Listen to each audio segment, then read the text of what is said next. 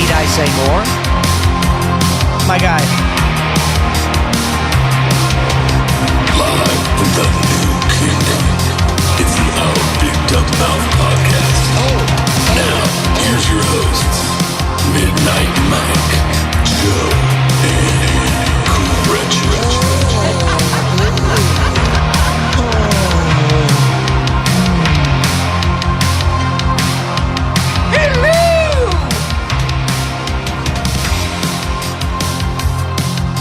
Hey everyone, welcome back to another fun-filled podcast adventure. Yes, my name is Midnight Mike, and Cretchit is on screen, I believe. Yes. Collecting all my steroids. Yes, he's got them all. And Joe is back, dare I say, in a big way. I am tired. Yeah, I dare you. You are on the mend. It's good to see you. Good to be talking to you again. How are you feeling? I severely underestimated COVID. Yeah? I really did. You got taken down by a little COVID. What is it? You got taken down by COVID. I did, big time. And then the thing was that I couldn't smell or barely taste my tea. And I was like, okay. That sucks. And I had one COVID test left. And I was kind of like, I don't really want to use it. So it's kind of like ammo and, video games. Like, I don't know if I want to use my last bullet. You got to say that just in case someone comes around the corner. That's right. Or in real life. I was saving my COVID test because I didn't think I wanted to use it. And then I was just like, I'm going to have to take it because, like I said, I couldn't smell my tea, couldn't taste my tea. Yeah, but what did taking that COVID test really do for you? What did that do for you? You knew you were sick. It just confirmed it. Yeah.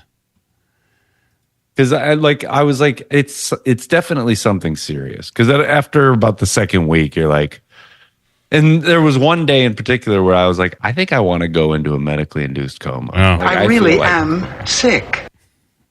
Were you walking around telling people about all your symptoms that you're having? I have a constant sore throat, swollen glands, fevers. My muscles ache and are weak. I am totally exhausted all the time. Did that describe what you're going through? It was something like that. Okay. But it's crazy because I feel like every time I take time off of work or go on vacation, that's when I get sick. So you were on vacation and got sick. So totally useless vacation. Again, yeah. Oh my God. Don't go on vacation. Yeah. Geez, come on. That's easy. Yeah. You don't like me. No vacation ever. Because I took vacation too. When you're on vacation, Joe, I tried to take a week off of work so I could work on music. But I just wound up doing, I played some music. I played more music than normal, but I wound up just doing normal chores around the house. And I feel like I should have been sick. I probably would have took more time off. But I'm glad that you are well and people are happy that you're back on the show. And it was good. It's good to take a few days off. We weren't here last Saturday. I think you were ready to do a show this last Saturday, weren't you? I was signed on and ready to go. Oh. And then I went on the Discord chat and they were like, yeah, there's no show today. Yeah, I had to go to a wedding. And that's what the pants were about? Yeah, I tried to get in some pants and... It was a pants wedding. I couldn't get into the pants. It ain't gonna work.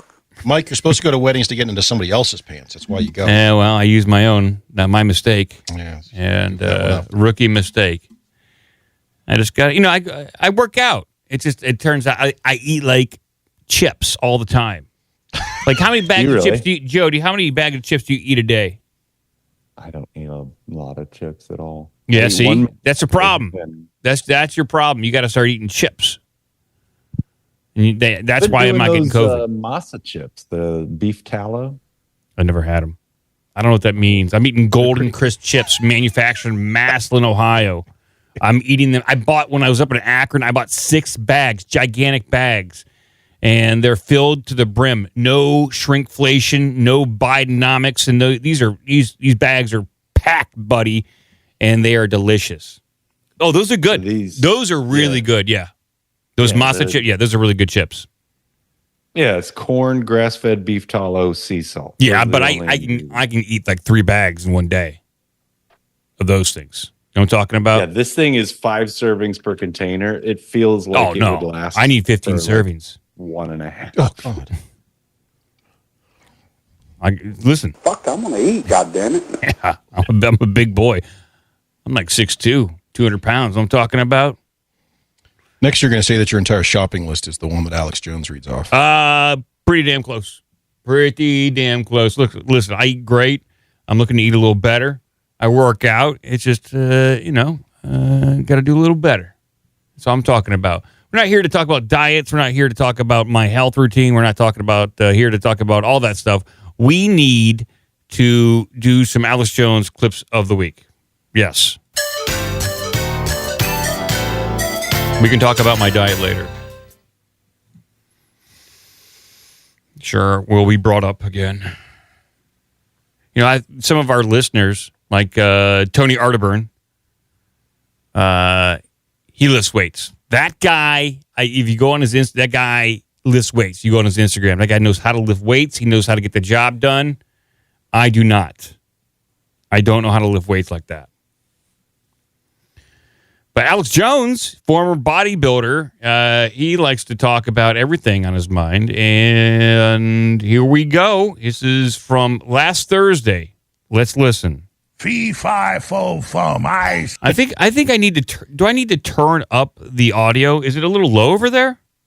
It's a little low. It's not terribly low. Like, I'm wondering why my audio just seems like a little low. And check on my knobbers. And maybe my hearing is not what it used to be. So here we go. I'll try it again. Smell the blood of pedo scum. Go slit brown people's throats. That was 55 seconds of pure horse manure. Today, when it rains, it pours. We got a technical difficulty. Can you unmute yourself? You got to love our computers. We have like $70,000 computers, which are great, but you got to pay $500,000 for one that doesn't do this. So it's a little. If I ever get plenty of money around here, we're going to get the big, fancy, super badass systems that don't do this. But it's okay. Didn't he say he had $10 million computers or something? Yeah, not that long ago, it was this. We only have $500,000 computers, not $10 million ones like Fox News and people. $500,000. But now he just said they only have the $70,000 computers, not $500,000 computers. Well, they went through bankruptcy, Cratchit. Don't forget, they've been sued, and they sold the $500,000 computer, said you can have a $70,000 computer. The $500,000 computer is too rich for your blood. Hey, speaking of too rich for your blood, can you go drop kick Rumble again? It is it's not working. being Rumble-tacular. So it's not working? No, I'm not getting anything on it. It's stuck in the pre-roll and it won't kick over. Oh, really? Yeah. Well, that sucks. We're good on Twitter and Twitch, so. Yeah. Okay. I'm gonna see. Okay, that is. I have to stop the stream and restart it. Like, it did not save all my settings. I can stop real quick and restart. How about that? I'll do that. All right. I mean, that's just what I have to do. So I'll just stop it real quick. Okay, guys. The stream will be back in 1 second. 3 seconds. 7 seconds. And I think we are back. Let's transition. I think we are back. I got to reload everything. We'll do an Alex Jones clips of the week. Sorry, people, if you're just joining us on Rumble, but Twitter and Twitch we're working. I don't know. Mm-hmm. So we'll see if Rumble picks this up. We will go to Alex Jones clips of the week on Monday. Here we go. And her Skype just broke up. Reconnect with her. I want her to finish up in 5 more minutes. I know Joe. Hello, everyone. Would you like a taco? Her computer might have finally died. She had a problem with her cord. Call her on the phone. How you doing now? Hey. If I could talk about the great things Joe does all day long. Joe has had a nonpartisan show. Joe is doing such a great job. Joe is hitting on all cylinders. Joe is trying to say he's trying to not do politics. Joe's exposing all the election fraud crap. The Hamburglar, Grimace, Ronald McDonald, Bugs Bunny, Santa Claus, the Lucky Charms, Leprechaun. All right, we got a good almost he doing scripted list. It sounded like he was doing kind of like what was the Carson bit where he would be the not Karnak, but I think the great Karnak. Was it Karnak? I think so. But he would always read off the answers and then give you the joke from the envelope. Put the envelope up to your head, and the punchline is what's in the envelope. Okay. The frickin' heck, Rumble. Is it still not working? Jeez, let me reload a bunch of shit over here. It's got to be. I mean, I double. It just flags as upcoming scheduled, not for actually live crap here. I swear to God, I double checked everything. I dotted my I's, crossed my T's, and No, I'm not doing it. It's sitting in a queue. I am not doing anything different than I normally do. Like I don't know. The other two are fine. So clearly the stream is going out. It's Rumble on their side. Something there. I do not know what's going on. So I will upload it later. I'll just have to upload it later. Sorry, people. Don't know what's happening there. And I have changed none of my workflows. And like I said, the other two are working. If 2 out of 3 are working, then it's clearly the fault of the third, not the. Yeah. Okay.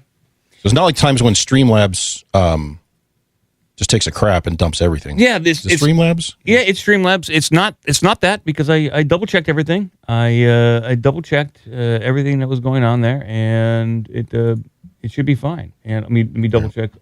Yeah, it's like I just looked at everything, and it should be fine. So, okay. Well, I won't delay anymore. That's fine. We'll move on, and Rumble can cram it with walnuts. Yeah, we have Tuesday here. Here we go.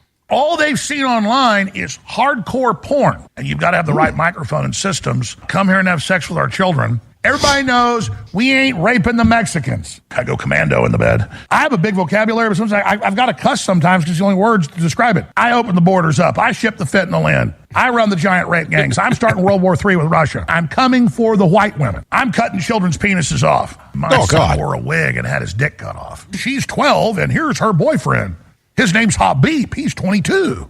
They have sex. Waitresses or waiters or maids or masseuses or car detailers. We're coming for the whores. When you come to Germany, you get the women like me. You get to boom boom me. White guys are raping and murdering Mexicans, and we're just like running around raping Mexicans and shooting them. The hardcore show. That was wow. Was that all from one day's show? Yeah, that was a hardcore show. Yeesh. And then we have the last one here, Wednesday, the 14th. That's today. Oh, my God. A man called me once at my office to see if I was real. Alex Jones pees on dead kids' graves. America and Europe is like a giant strip club. Cope and Seethe, his connection went out there. We're going to reconnect with him. Lottery tickets and the drinks. The cigarettes and the ice cream. Oh, good job, Islam. Assalamu alaikum. She's a whore owned by somebody. Toilet was clogged. Just type in, gay men, monkeypox. You ain't seen nothing yet. Dun dun, baby, you ain't seen nothing yet. Well, they can't even afford the songs anymore, so now he's just doing his own version. Yeah, he's just doing it's a royalty-free Alex Jones sings the hits. He probably can get him. DMCA. Where's that 2 CD collection late night infomercial? I would buy that. Freedom Rock? Absolutely. Freedom Rock with Alex Jones. Alex Jones does Freedom Rock? Well, thank you, everyone. Alex Jones does exclusively Bachman Turner Overdrive? Well, thank you, everyone, for putting up with our technical difficulties. If you're listening to this on Rumble, it means the show's done because I have uploaded it later. I have to edit together some stuff. It'll be up early tomorrow morning. So, Joe, you haven't been here, I would say, close to 3 weeks. Is that a fair assessment? Yes. I think so. Something like that. Yeah. It's been a while. Do you want to go? You want to go first and just cut loose? No, I don't. No? I don't want any special treatment. In fact, my Senator John Kennedy clip got pulled. Oh, did? Oh, man. What was the clip? I'll dig it up. I don't know. It was a recent one of him talking about some judge being, vetted, and she, let some dude go or whatever, and he was molesting little girls. Okay. And he was describing the process. We always love when he gets filthy like that. Well, maybe you and Cratchit could search for that. I will bring up some headlines here that I think everyone needs to know about. So let me transition over there and we can talk about some news. Yes. Need I say more? I will say just a little bit more. Just a little bit more, I will say. A lot of things are going on in the news. Various cyber events are happening. Oh, yes, cyber events are happening.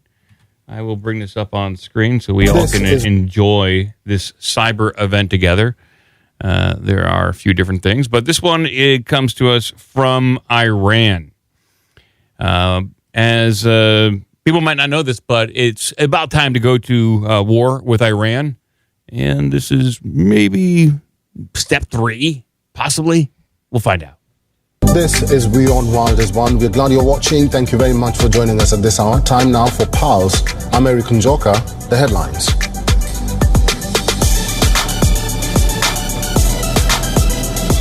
The Central Bank of Iran and other banks were targeted on Wednesday as part of a significant cyber attack that led to widespread disruptions in the country's banking system.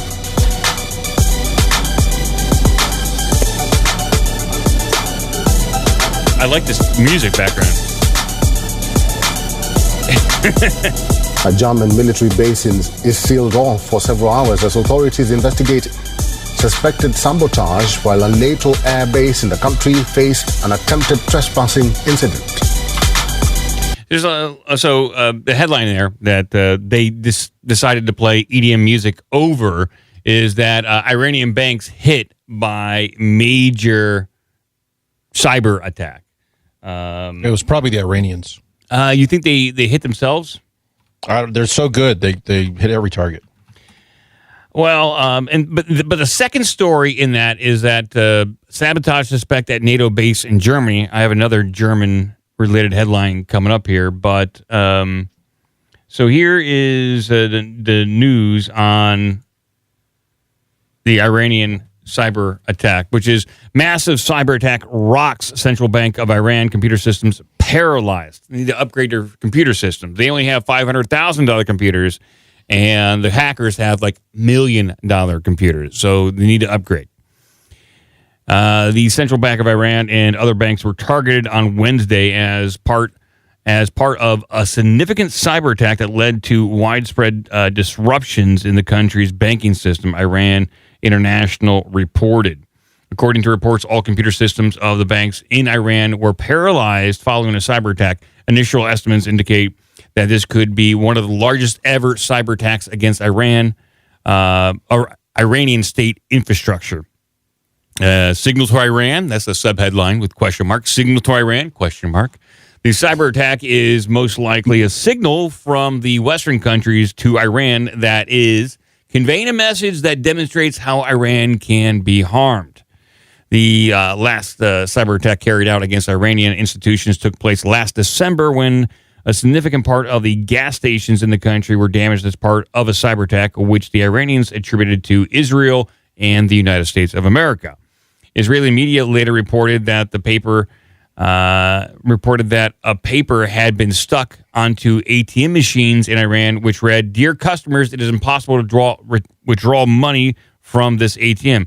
This is because of Iran's national budget and resources have been allocated to war and the corrupt religious leaders of the Islamic Republic regime. We are very sorry." That's a real kick in the pants, too, isn't it? That was a very specific kind of message, too. That's like they hacked them, and then they left a note saying, F you. That's psychological, isn't it? That's just, not only do you have to have sophisticated, well-trained hackers, you have to have boots on the ground to deliver those messages. So that's a real kick in the pants.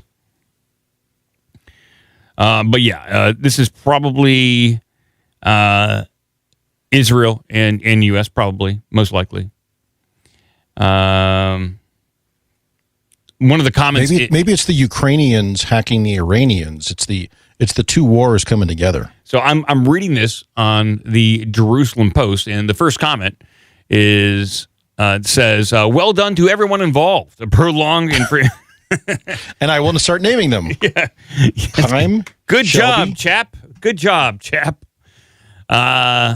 Well done to everyone involved. The prolonged or frequently repeated cyber attacks can have destabilizing effect both economically and politically. So it is imperative to continue these efforts. However, the international community must encircle Iran and compel it to cease all proxy warmongering and nuclear ambitions. A regime that explicitly seeks the destruction of another as a foreign policy objective should not be allowed to manage its own nuclear program. What a weird comment in the comment section. Maybe that's par for the course in the Jerusalem Post. But especially since Israel has never officially acknowledged that they have nuclear weapons. No, but they've got nuclear weapons. Yeah.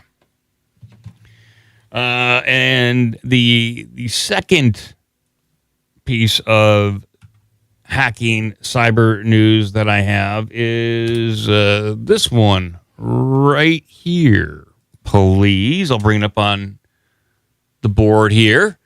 Hackers may have stolen the social security numbers of every American. Here's how to protect yourself. Man, I got mixed emotions about this one. May have stolen the social security numbers of every American? Probably, maybe. I don't know. I at this point, I just have assumed that most of my personal information is out there somewhere. Yeah, I have it. You got that? Thank you. Can I get that back? No, I need that. Okay. Joe, have you ever had your ID stolen? You ever found out that someone stole your bank card or credit card and used your numbers online, or even took out loans in your name because they are committing identity fraud? Yeah, the gas stations in the bad neighborhood in Atlanta, I had somebody do one of those card swipe things where I don't know how they handle it, but they pull off whatever it is, the magnet, and then all of a sudden I got charges at AutoZone in New Mexico somehow. So off your card or off your driver's license? That was off the card. Off the card? I used my bank card at the gas station, yeah. Yeah, sometimes at gas station, if you buy a tobacco product or buy beer, they'll sometimes, instead of just reading your ID for the age, they'll run the card. They'll run the strip on the back of your ID, which has a lot of information, way more than just what you would imagine the DMV or BMV would have, he's registered to drive from this date to this date, and this is his home address. No, it has work history on there, previous employers. It's got a bunch of stuff on there. And so if they do run that, they just, boom, steal your identity like that too. But back to this, losing your social security number.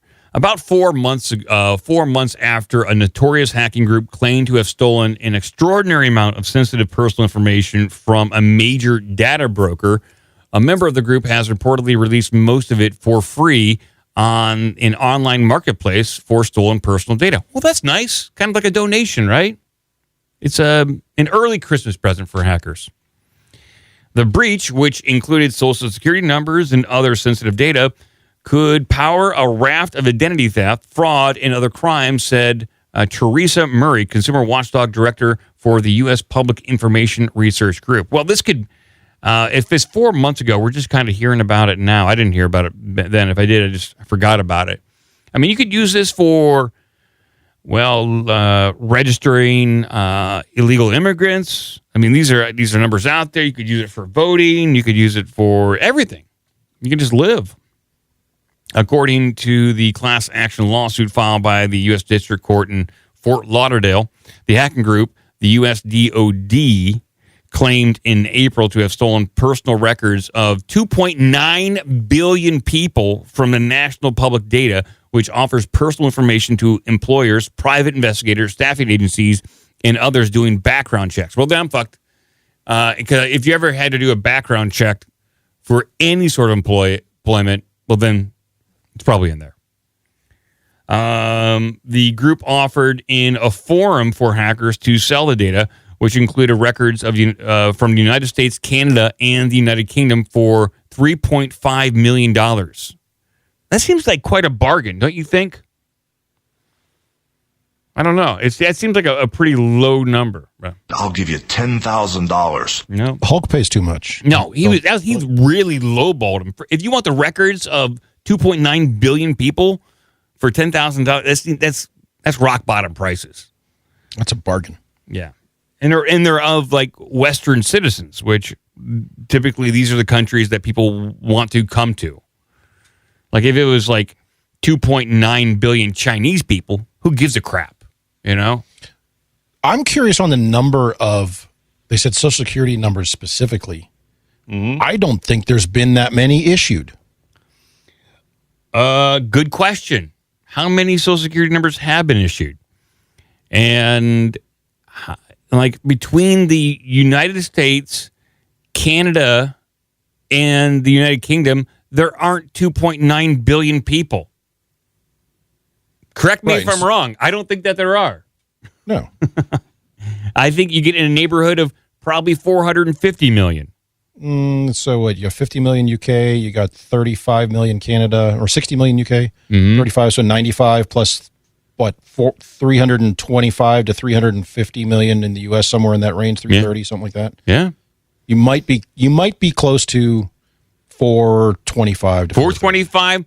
How about let's make a deal? Let's go for 435 and let's call it even. Right. All right, 435. All right, we got that deal done. If you count all the people who don't have proper documentation to go get their own voter registration, which is why you can't ask for ID, it's 2.7 billion. Okay, well that makes sense. Yeah. Last week, a purported member of the U.S. DoD, identified only as Fleece, told the hacking forum that they were offering the full NPD database according to screenshots taken by Bleeping Computer. The information consists of 2.7 billion records. Wait a second. They just said 2.9 up here. Now they're going down to 2.7 billion records? Oh, they found 200 million of them. They were like in the back. Each of which includes the person's full name, address, date of birth, social security number, and phone number, along with alternate names, birth dates they claim. Well, holy moly. Alternate names? Alternate names. Like Midnight Mike, Miguel Jonathan Sanchez? Snow, Patrick London, the Night Ripper, Little Barf. I don't think the Night Ripper works, Mike. So. They got all my AKAs now. Now there's going to be another Night Ripper. There's going to be a Night Ripper in China doing the same podcast using my name. I use an alternate name. I use Tom Pappert. Tom Pappert's a good name. Joe, do you go by any other names? I'm sure Joe does. Tom Shimabukuro. Joe goes by the Thunder. Yeah, he goes by Tom Shimabukuro. Big Jim Tucker. He goes by Big Jim Tucker. I honestly am not one for flair that way. Okay. Tattoos, none of that stuff. But there was a Prove Little it. Pump. Somebody named Little Pump was running around doing something the other day. I thought of you. Isn't that one of your names? No, a Little Barf. Oh, Little Barf. Big Pump. Lil Pump he's a real rapper, and I was kind of in a rap battle war with him, but he didn't even know it. One-sided. Yeah, I was From my basement. I was just talking shit on the internet about him. He didn't even know about it. The threat of ID theft. The leaked reports provide much of the information that banks, insurance companies, and service providers seek when creating accounts and when granting a request to change the password on existing accounts. Yeah, no shit. I got to change all my passwords, Joe. Every one of them. Tonight. It's easy, Mike. You make them all the same password. I just use password. Oh. It's easy to remember. Yeah. And then every time you change it, password 1. Password two. Password exclamation point. They won't guess that. Let me ask you, as a cybersecurity professional, because you work in some aspect of hacking Russia or something, are you on board with the new thinking that instead of passwords with the special character and numbers and uppercase and all that bullcrap, you just go with longer passphrases because it's based on the same amount of entropy to break those, it's actually more difficult. Yeah, I agree. Like just coming up with 4 random words that you can remember is probably a better idea. But a lot of Big Jim Tucker. Oh, Big Jim Tucker is a great password for anybody out there. Call in if you want it. Big Jim Tucker. First come, first serve for that but password. only one, because once it's used, we're selling exclusive passwords. We're selling passwords here, people, and this is a good one. Artisan handcrafted small batch passwords. Someone can have this one. Shaky Stevenson Joseph. That's a great password, too. But a lot of companies use password managers like 1Password, even BitLocker, all that kind of stuff. I use 1Password, but they do not include a passphrase. There is multi-factor authentication to get access. And a lot of times when you visit websites, 1Password, if it's integrated into the browser, you have to do multi-factor authentication to get access to 1Password, and then we'll pre-fill the website's password fields. I don't like that. I think that's too much. So I just try to remember all my passwords. So how didn't 1Password get hacked? I hope not. I hope not. I thought one of those big password services things also got hacked. So how does this end up? Banks, for example, routinely tell customers that they will not ask for their account information by phone. Nevertheless, scammers have coaxed victims into providing their account numbers, logins, and passwords by posing as bank security officers trying to stop an unauthorized withdrawal or some other supposedly urgent threat. People may even get an official-looking email purportedly from the National Public Data offering to help them deal with the reported leak. Quote, it's not going to be the NPD trying to help. It's going to be some bad guy overseas. Yeah, the NPD is not going to help at all. In fact, I'm surprised. There's got to be a huge lawsuit. And there's a class action lawsuit, but what's really going to happen with that? Nothing. What are you going to do, sue Iran, the country? A good rule of thumb, never to click on a link or call a phone number in an unsolicited text or email. If the message warns about fraud on your account and you don't want to simply ignore it, look up the phone number for that company's fraud department and call for guidance. Who's got time for that? Really? Who's got time to look up and do research? The irony is you're probably calling the same call center who's going to call you about helping you find your password back that you're not supposed to believe. Yeah. Well, this is unfortunate, and we're screwed. But there is some good news out there, people. We have some good news. There is a mystery that may have been solved. Joe, I think you'll like this one. Yes, I think you will. Germany seeks the arrest of Ukrainian diver over Nord Stream sabotage. That's good news. We finally got the guy.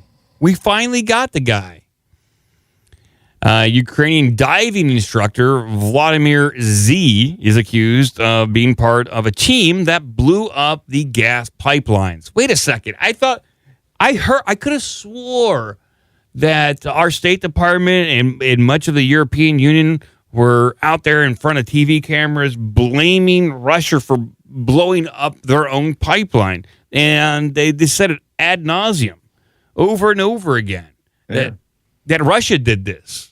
Crazy Putin blew up his own pipeline. Duh. So why is Germany coming out with this now? We'll have to wait, what was this? What was this dude's name? Volodymyr Z. And what's the name of the president of Ukraine? Vladimir Zelensky. Jesus Christ! I think they have his last name is Z. Like I'm assuming it's just like an initial. Do we know if Vladimir Zelensky has any experience in diving? Maybe he's a scuba diver. I have no idea, but it's weird that it's very weird. Issued a warrant for a Volodymyr Z. Yeah. It's pretty crazy. Germany has issued a European arrest warrant for a Ukrainian diving instructor over his alleged involvement in sabotage of the Nord Stream pipeline in the Baltic Sea, according to German media. German investigators believe Vladimir Z was a member of a team in September of 2022 that planted explosive devices on the pipeline route carrying natural gas from Russia to Germany. German media reported on Wednesday. German law does not allow publication of the suspect's surname, so that's why it's just called Z. Ukrainian President Vladimir, which is spelled the same way Zelensky has repeatedly denied his country was behind the sabotage, which disrupted Russian gas exports to the European Union, hinting Moscow's energy revenues hard, or hitting Moscow's revenue hard. I wonder if this has anything to do with the fact that winter is coming up and that there's need to be some sort of public accountability for what happened. Well, and Western Europe, Germany in particular, Poland, Germany, Netherlands, Belgium, are pissed because they got a huge amount of their natural gas through that pipeline. Mm-hmm. So their prices have tripled or more. So to your point about winter, now all of a sudden you're getting hammered with bills. Yep. And it's difficult for people to stomach another winter through that with the political feel-goodery of, well, but Ukraine. Yep. Vladimir Z was last known to have lived in Poland, according to a report by some German newspaper and the ARD public broadcaster, which quoted unnamed sources. The Polish prosecutor's office confirmed on Wednesday that it had received a German arrest warrant for the Ukrainian man who is a suspect in the Nord Stream attack named Vladimir Z. It said it received the warrant in June, but the suspect left for Ukraine last month. He got a heads up. He got tipped off. It said also that the authorities failed to prevent him from leaving because the relevant information had not been percolated down to the country's border guards. Sure. Yeah, we didn't know to look for him. Germany's investigation has identified another man and woman who, like Vladimir Z, are also Ukrainian diving instructors. However, no arrest warrants have been issued for them for the time being. Well, why not? Why not? Let's see here. So in January of 2023, Germany raided a ship that is said may have been used to transport explosives and told the United Nations that it believed trained divers could have attached devices to the pipeline at the 70 to 80 meter depth. And last March, the New York Times reported that U.S. officials had seen intelligence indicating a pro-Ukrainian group was responsible for carrying out the blast without Zelensky's knowledge. I think didn't Seymour Hersh have this all kind of figured out pretty quickly after it happened? But that's a conspiracy theory. Yes, it is. So that's a little update for people. It's probably because when everyone's Social Security numbers got hacked, they also hacked the accounts of that German prosecutor and made all this up. Yep. There's some other headlines here that I'll cover some paranormal stuff on Saturday, going into some ghosts and hauntings. I'll get into that on Saturday. Halloween is just right around the corner. Getting ready for that. Has anyone else, by the way, seen Halloween crap showing up in grocery stores and stuff already? Did somebody ship that too early? I swear this was the last week in July, and I saw some Halloween displays showing up. No, I haven't seen it. But to be honest, I haven't noticed. I haven't looked for it. Should stop noticing, Mike. I've just not noticed anything like that. My guy. But just some quick headlines here. Scientists propose sending AI into space to converse with aliens. What? So we're offshore. What the hell does that mean? So instead of sending astronauts out there, you pop an AI onto Voyager 3, you send it out there and let that do the talking for us. Didn't that result in a super powerful intelligence coming back trying to kill the planet? What movie are you referring to? The Star Trek motion picture. Yeah, well, that was not one of the good ones, and so it doesn't count. It doesn't count? Yeah, only the even numbered Star Trek movies are the good ones. Star Trek 4, The Voyage Home. That's a good one, but that wasn't kind of like an AI up there communicating with who else. Yeah. Okay, you win. This plan doesn't sound good to put anything into space that's let the AI figure it out. Also, we're going to put it in skeletal robot murdering machines. That's not like Terminator at all. Hey, yo. Scientists, the DOJ mulls Google breakup push after landmark antitrust win. So they're thinking about The DOJ breaking up YouTube and Google. We'll see if that actually happens. Let's see here. Starliner astronauts could be stranded on the International Space Station until next year. Yeah, I have that one too. It'd be worth bringing up just to make fun of these morons. We'll talk about that. Fuck them. Pretty much.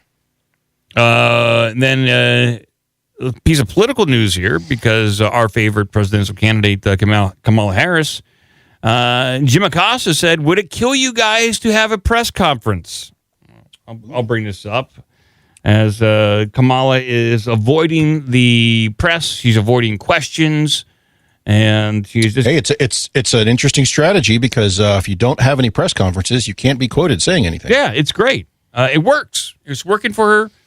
People love her. How long until she comes out of an event and she's literally running away from people with microphones?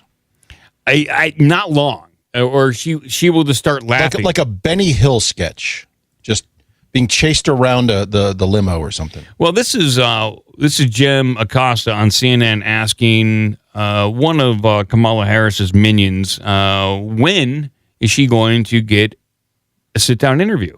When is she going to do that? Would it kill you guys to have a press conference? Why hasn't she had a press conference?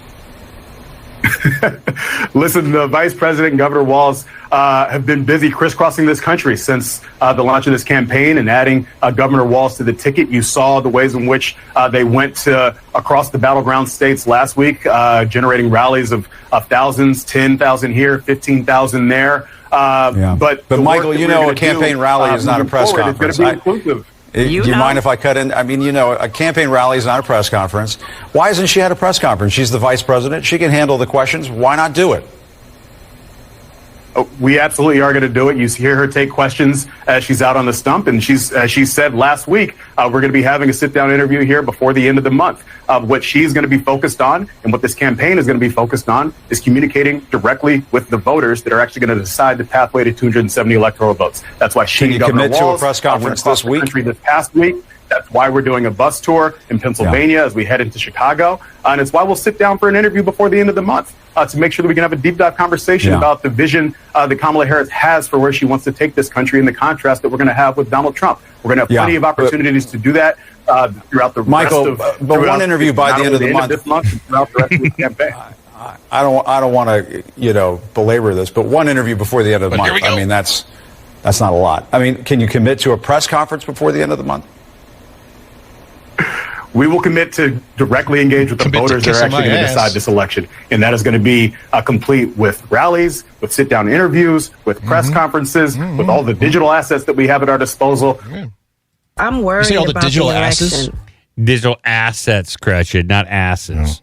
They're in trouble, too, for buying Google ads that look like news headlines. So I saw the comment about that. I didn't follow the story, but were they buying space next to an ad and then they were going back and changing their ad to make it sound like the headline, something like that? I think they're taking like headlines that actually were written like, say, by like the Daily Mail, and then they change it a little bit and run that ad. But how can they change the Daily Mail's headline? They don't. They just read a headline that is very similar to it and run that as an ad, so there is confusion. And so theirs, since it's an ad, it's placed above. And interesting. So it sits when you do a search, it sits above the search results. The actual real news headline. Ooh, this but is clever. it's clever. It's I'm going to do this. Kind of sounds like election interference to me. I know. March to 4 million, Mike. We're going to do it this week. Just in 1 week alone with these ads. I know. Very possible. $100,000 worth of Russian ads on Facebook. Well, Joe, it is your time to shine. Okay. I know you're low energy, Joe, but you need to rally here. People want to hear what you have to say. It's like fucking. It's so noisy over here. It's so much fucking bullshit going on. Anyway, okay, yeah, I'm fine. Like in your living room, you might hear some stuff. That's all right.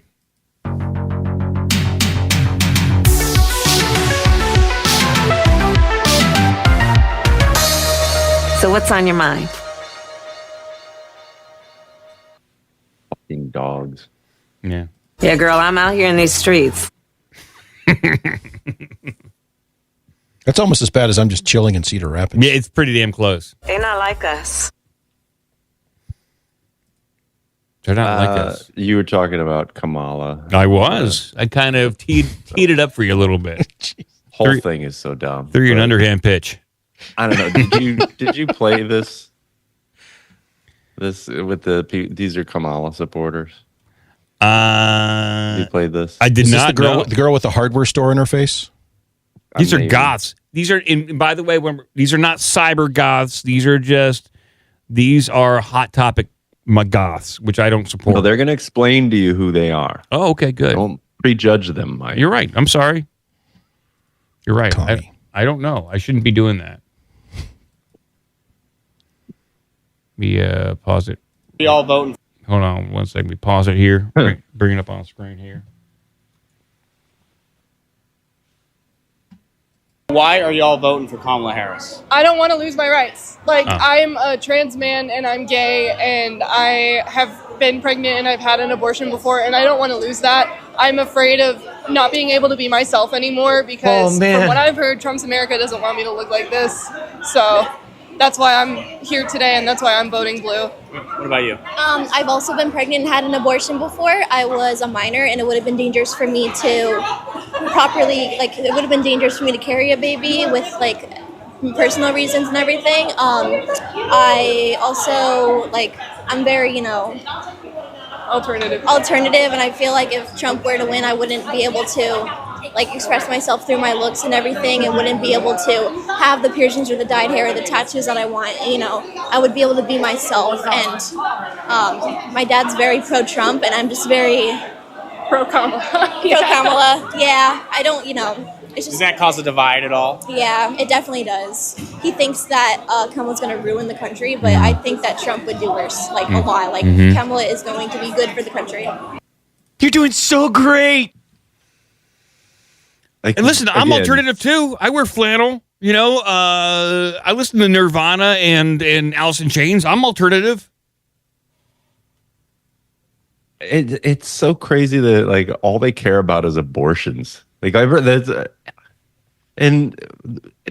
idea that anyone gives a shit how stupid you want to make yourself look from one day to the next. I get that most young people lean Democratic. They lean more liberal.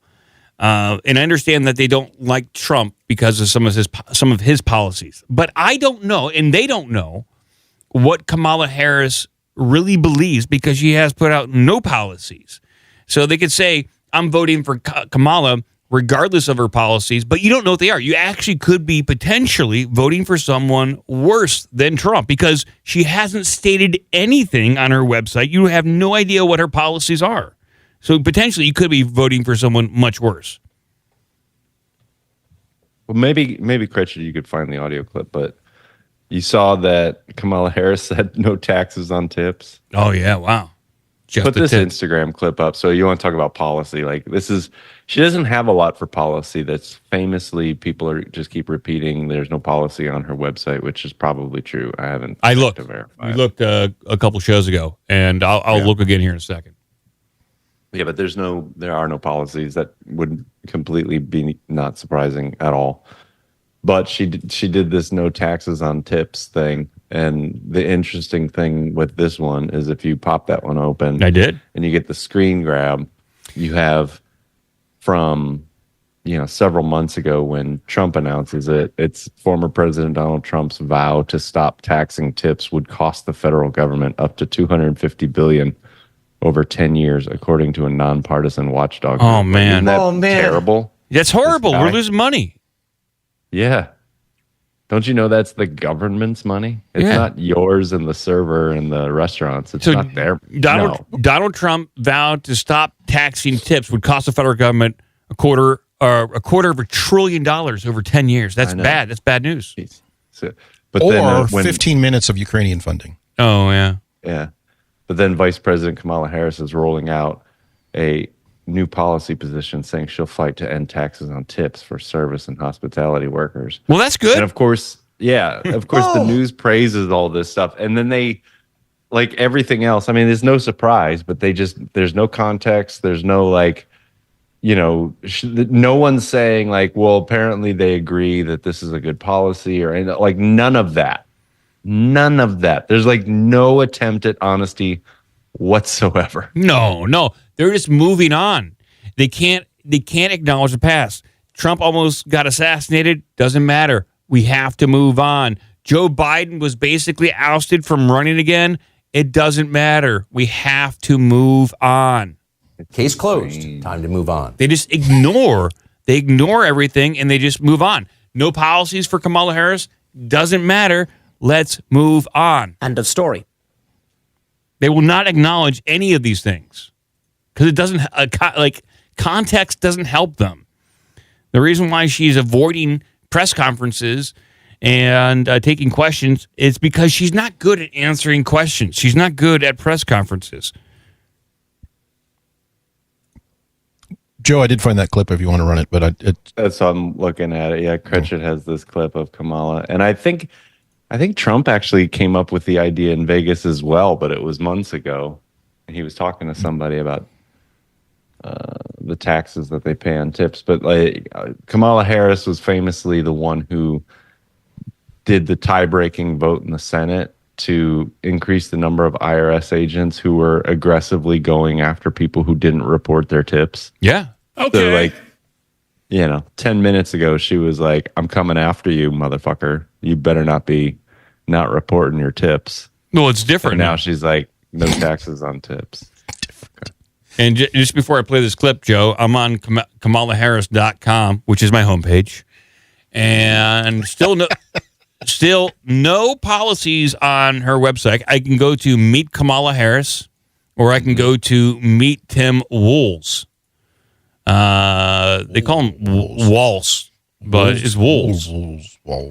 And they're very upset still about Project 2025, even though they haven't read it.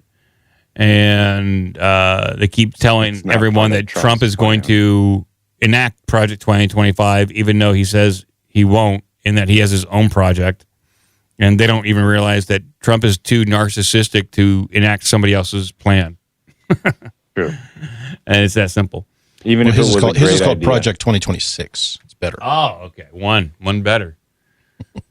Let's when we run that Hill clip or the MSNBC clip of Kamala. Yeah, might as well. Yeah, it's fun. Maybe we can find the clip of Trump saying this. People love Kamala. I think we all know it doesn't really matter. People love Kamala. She's winning people over, man. United States Senator, we fought together for paid family leave and medical leave. Man. And earlier this year, right here in Vegas, we celebrated your historic contract win. Yes. And it is my promise to everyone here, when I am president, we will continue our fight for working families of America. Need I say more? Including to raise the minimum wage. Oh, that'll help. And eliminate taxes on tips for service and hospitality workers. Yes. I like how she says hospitality. Hospitality. Yeah, she did it. She said it. She said the words. Joe, still looking for the video, but it was June 10th in Las Vegas. When Trump said it? Yep. Yeah. I no longer want a salary. I just want tips. She couldn't even do it in a different city. The same city. The same policy. She's good, and though. No one says anything. It's not... It's a good idea. So I don't care which candidate implements it. It's a good idea. Just of course. Just be honest. Like, hey, Trump brought this up. You know what? I thought about it. It's a good idea. That would be at least honest. Yeah. And that's my problem. Oh. You know what I mean? It's like the news, nobody is honest enough to be like, well, Trump did propose this, a few months ago. So it is interesting to see Kamala Harris come out with this as though she had not heard it before. And maybe she hasn't. You know what I mean? There could be some degree of honesty, but they don't bother. And, because they have these pierced trans men who've had abortions, and it's more important for them to look the way they do. That one really checked all the boxes, didn't it? But that's the thing is that like the people who are voting for Kamala are like trans men who've had abortions and are worried they're not going to be able to get that. Yeah, it's a big deal. You know what I mean? Like they don't live in a world where people are like, these are not real problems. It certainly doesn't happen to a lot of people. Trans men who are gay who've had abortions.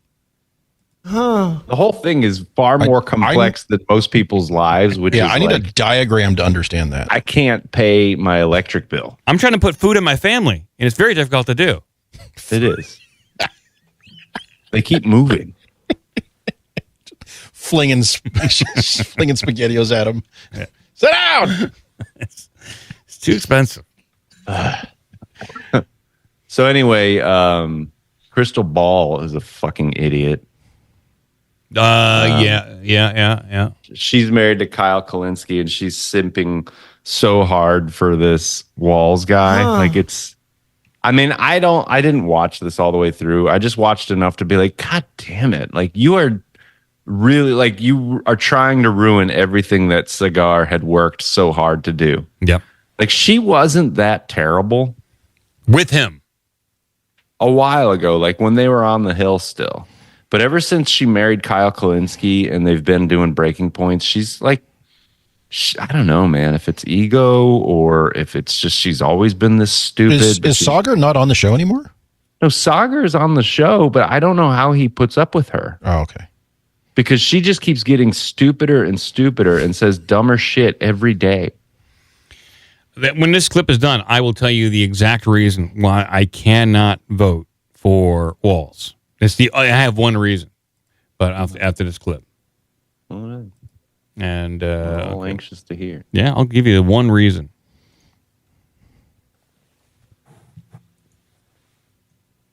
Just end up being the most consequential vice presidential pick since LBJ. Let me make the case. Kamala selected the most diverse pick the Democratic Party has perhaps ever made. He's diverse in that his entirely ordinary everyman life is rare to the point of near non-existence in Washington. A veteran who went to a state school before transitioning to become a public school teacher and football coach. This man literally just traveled to San Francisco for the first time ever this year. But Walz most clearly shatters the typical Democratic Party mold by actually being interested in delivering policy wins for working people rather than simply having power for the sake of having power. The list of policy accomplishments Walz pushed through with a one-vote majority is quite astounding. It includes universal free school meals, working class tax rebates, free college for anyone earning under $80K, 12 weeks paid family and sick leave, and this is really just the tip of the iceberg. With another candidate and another time, Walz's record as the vice presidential pick might be as important as that bucket of warm piss. But this is not a normal time, and Kamala is not a normal candidate. A look at her long history in the public eye leaves one fairly convinced she has no real ideology, no real core beliefs. She appears easily moved by whoever happens to have her ear, and now Tim Walz, he's got her ear. She could have picked the Obama clone, and instead she chose FDR in a camo hat. The whiff of possibility is in the air, and that, frankly, is far more than I was expecting just a month ago. If you want to see what I had to say to Crystal's monologue, become a premium subscriber today.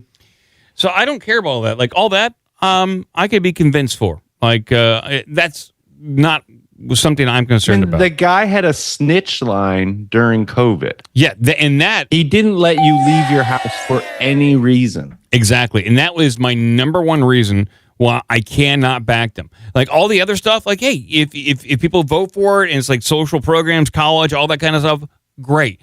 But when you institute a snitch line to call the authorities on your neighbors during COVID, if you see them out walking their dog, is authoritarian Nazi bullshit that you can't tolerate that bullshit. That is next level. That is next level authoritarian shit. Yeah, you can say, well, he did a bunch of good. That one little thing right there outweighs any sort of good that he may have done in my mind. The other thing he did was he refused support from Trump and the National Guard just out of spite. Yeah. Right? Like, I know I can do it. I can do it. I'm going to do it. Don't worry about it. I'm going to do it. Yeah. And what ended up happening just recently was that the Kamala Harris people put out audio of Trump supposedly praising Walz. But what it was Trump sort of saying good things about Walz because days after refusing to do anything to stop the violence in his cities. Like, he finally was like, all right, uncle. And he decided he was going to let the National Guard come in. And then Trump obviously is like, oh, see, he's listening to me. Now he's a good boy. Mm-hmm. So they played the part about him being a good boy. They didn't play the part of days before with Trump going like, what the fuck is wrong with this guy? Like, why is he letting the whole place burn to the ground? But they tried to make it as like this, like, own on Trump. Like, see, Trump loves Tim Walz. It's like, Right, yeah, well, it's just context matters. Context matters, and that right there is why Kamala has a good chance of becoming the next president, because people do not care. Do not care about context. They do not. Like at this point, I'm convinced Reddit, 95% bots, 95% bots on Reddit, and. God, if I was president, I would try to push through some legislation that every company has to divulge how many bots are on their platform, and if you know who they are, they need to have a badge associated with them, because it is no longer freedom of speech if you are trying to suppress other people's freedom of speech, and these bots are doing just that. What else you got, Joe? Well, so Trump did a thing. I'd have to piss. Okay. Trump did a thing on Twitter. It was really frustrating to listen to. I don't know if you tried. I listened to about 5 minutes of it. Poor audio. It wasn't a good podcast. No, it's not. No, Trump is not good. Like, he just sounded like a rambling old man. Like, he's lost a step. And it also people said that it sounded like he took his dentures out, and I kind of was like, until like when somebody said it, I was like, yeah, does kind of sound like that. It sounds like he was ready for bed, and he's like, fuck it, I'll do it without my dentures. It'll probably sound fine. It sounded like a combination of that, maybe some audio compression, like they compressed it too hard to try to even everything out, but at the same time running noise cancellation stuff in the background. But yeah, he was like slurring some words, like he was kind of like garble mouth every now and again. Yeah, he's not in top form. Like this campaign that he's running is shit. He is not on message. This should be easy for him to do, but it is not. All he has to do is quote Kamala Harris. She is basically a communist light. She doesn't even know that she's a communist. She just is one. And he's not using that. Like she verbatim says communist slogans and language. And Trump is not even acknowledging this. His advisors suck. So he's gonna lose it if he doesn't turn things around here real soon. They suck. Electric motorcycles suck. They do, Cretched. Electric motorcycles suck. Anyway, he was on doing the Twitter thing, and I thought that this was real quick. Is the Twitter Spaces thing? Is that still only from phones? It's only like for smartphones. You can use your device. Can you? No. What I mean is, to be part of it, you have to be on a smartphone, right? It's mobile only. No, I mean I can listen. Sure. I can listen to. Wait. No, if you're participating on it, I mean. Oh. And I'm wondering wondering if that's part of the problem, because these just like our callers, they call in, they put it on speakerphone because then it's louder for them. Yeah. But it's worse for people on the other end. And I wonder if that's exactly what Trump was doing, was sitting there on a speakerphone. It's possible. Oh, he was sitting around a speakerphone. I think it's a combination. It's a comedy of errors, if you will.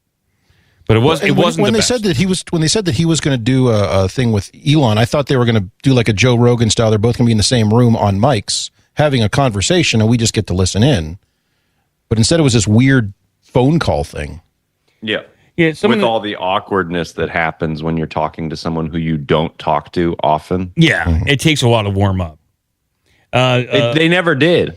Well, they're both very awkward people, I'm assuming. Like Trump is like the most probably talkative of the two. Elon is probably a nightmare to talk to.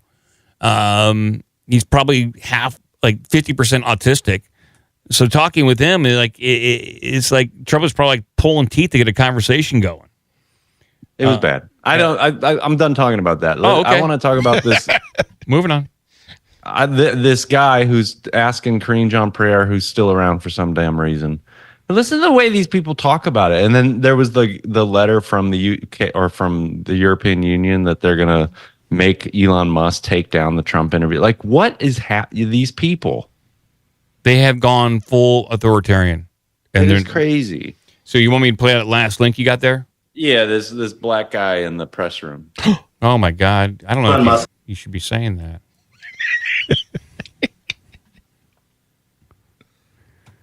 All right, let's bring this up on screen. Let's take a look at the journalist. Elon Musk is slated to interview Donald Trump tonight on X. I don't know if the president is going to tune in. Feel free to say if he is or not. But I think that misinformation on Twitter is not just a campaign issue. It's a America issue. What role does the White House or the president have in sort of stopping that, or stopping the spread of that, or sort of intervening in that? Some of that was about campaign misinformation, but it's a wider thing, right? Yeah, no, and you've heard us talk about this many times from here about the responsibilities that social media platforms have when it comes to misinformation, disinformation. Don't have anything to read out from here about specific ways that we're working on it, but we believe that they have the responsibility. These are private companies, so we're also mindful of that too. But look, it is. I think it is incredibly important to call that out as you're doing. I just don't have any specifics on what we have been doing internally as it relates to the interviews. Not something that I'm tracking, and I'm sure the president's not tracking it either. And it only makes common sense. So, what does he want? He's asking for them. What I think is that he was asking if the administration was going to be listening to the Trump-Elon conversation, fact-checking it, and checking it for disinformation, and then putting out statements to counter anything that was said in that conversation, and or censor it. Like he works for a newspaper. Yeah. You know what I mean? Like, you do it. Yeah, I mean, but no, he wants the government to do it. And think about it, like, it was a conspiracy theory to say that people were being shadow banned and Twitter was being run by a bunch of lefties, and they were, tamping down voices like Jay Bhattacharya, and you couldn't question COVID and all this other stuff. Like, and then, Elon, who is the darling of everyone because he's saving the planet and going to go to Mars and everything. And then he goes and buys Twitter like an asshole and then shows everybody, like, did you guys realize that the government is paying Twitter to censor people? They're using your tax dollars to censor people whose voices are relevant as we shut down your life with a virus we stole your money to create and then lied to you about it and then forced you to take a vaccine for it. Like, that's a scandal. They were all up in Twitter's guts, making them do all this, and then Elon bought it, and then now nobody likes him now. Yeah, it's like it must be nice to have no fucking memory at all, and just be like, I'm on the good team. That's the way this world works. The message only has to be valid for. I used to say 2 months, but now it seems like it only has to be valid for 2 weeks, and then people just move on and they forget it. They forget about the content. The president was shot, and 3 days later, he's Hitler again. Oh yeah, I forgot. Yeah, so just a couple days, and that whole entire Trump assassination is a whole nother bag of cats that has yet to be unleashed. It is crazy. Like, there's no definitive narrative. We still don't have an out-and-out like plot summary from the FBI of what happened and why. We're going to find out in 30 more days, maybe. Maybe they'll have a report then. We'll see.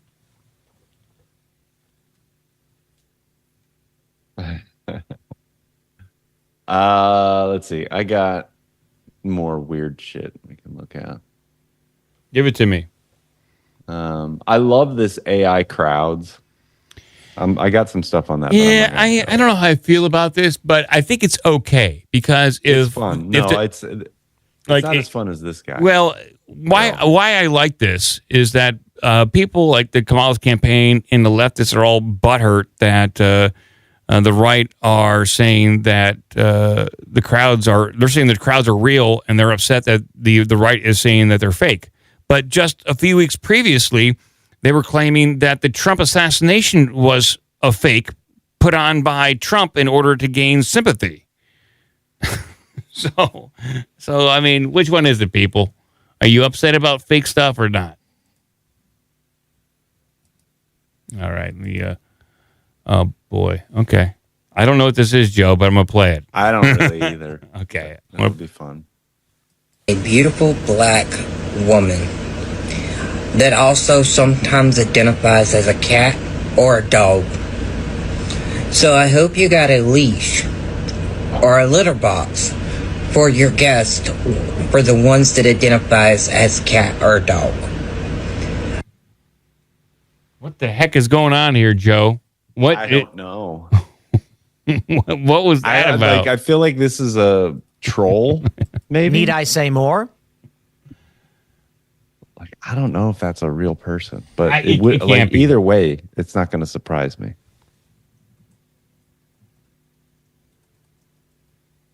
What do you got? Sorry, I'm over here. I just got paged. I got to field an alert here within the next minute or two. Uh-oh. I'm on call. I'm on call for my job, so sometimes I get paged. I know. Call him back and conference it into the show. We'll talk with him. That would be a breach of a number of, I wouldn't say rules, but I would say cybersecurity etiquettes. Is that wrong? Should I not have done that? Should I not fact you? I'll be honest. If anyone had told me that sort of thing was frowned upon. So then we couldn't find the John Kennedy one, but this is one from Glenn Greenwald that out of context is good and fun, and then we can leave it there. Okay. Let's listen. Security reasons. You don't. So this is Greenwald talking about horrific human rights abuses and torture of power. None of that matters. Okay. All right. Yeah, I didn't know. Have to anally rape prisoners for security reasons or beat them in the genitals. The collection of testimonies in Bethlehem's possession showed that IRS was heavily involved. Set it up for what? Just go back to the timestamp and play it. It doesn't need setup. It doesn't need shit. Security reasons. You don't have to anally rape prisoners for security reasons. Okay. I don't have to, but if I want to, I can, right? There's one last line that he says. Okay, I'll go back and... Security reasons. You don't have to anally rape prisoners for security reasons or beat them in the genitals. The collection of testimonies... I don't have to, but I can if I want. You should. Keep it on the table. Okay. How you're like the indispensable host. Like, I need to set this up by reading the entire title of the video so I can play the 5 seconds that Joe wanted to play. I wanted to give people proper context, and you don't. The context is what I didn't want. Oh, okay, all right. But whatever. I'll go back and edit the context out. You do you, boo. People will forget in 2 weeks. They'll move on. 2 days. They'll move on. That is it. I'll be done. Okay. My guy. I got to beat the dogs. Only if you want to. Kick them in the genitals, too. Yeah. For security reasons. Hey, yo. I'm doing this for security reasons. Bad talk.